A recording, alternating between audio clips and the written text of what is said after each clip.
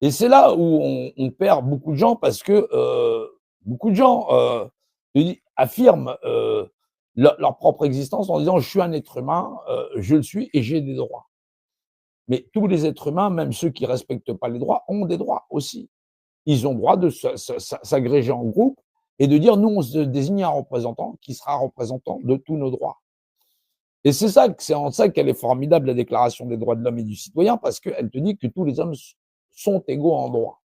Et c'est parce qu'ils sont égaux en droit à exercer sur leur propre représentation qu'ils sont libres de vivre en communauté et de se désigner des représentants. C'est donc la législation, avant que la législation des hommes, par l'Assemblée nationale, dise droit à vous êtes monsieur élu du peuple et de la nation.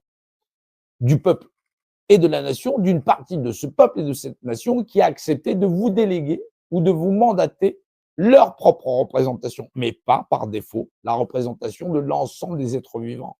Puisque le texte qui permet à la nation française d'exister en tant que République française, c'est la Déclaration des droits de l'homme et du citoyen. Sinon, on est dans un royaume de France où effectivement, seule la noblesse a le droit de cuissage ou le droit sur les petites populations.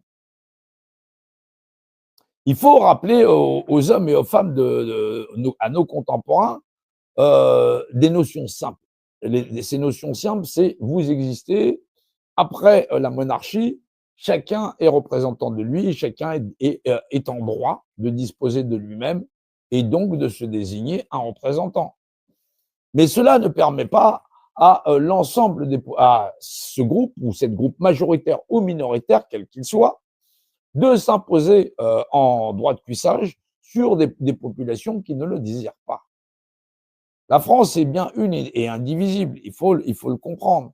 Mais par ces mêmes termes, possède une législation avant législation qui détermine de la nature même des droits humains de chacun.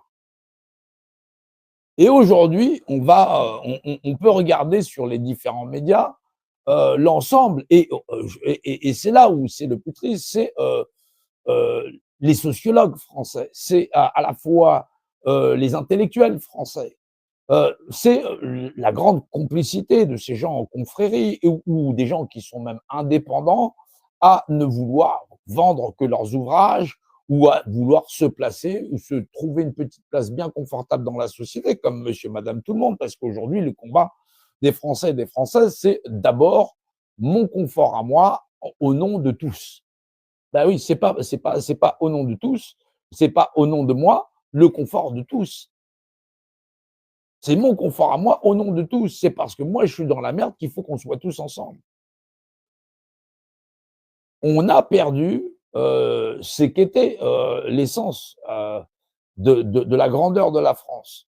De la grandeur de la France à la fois en valeur intellectuelle, au moment où elle a le plus brillé intellectuellement sur les droits humains et les droits sociaux de tous les êtres humains. Ce qui a permis des grands avènements comme la sécurité sociale.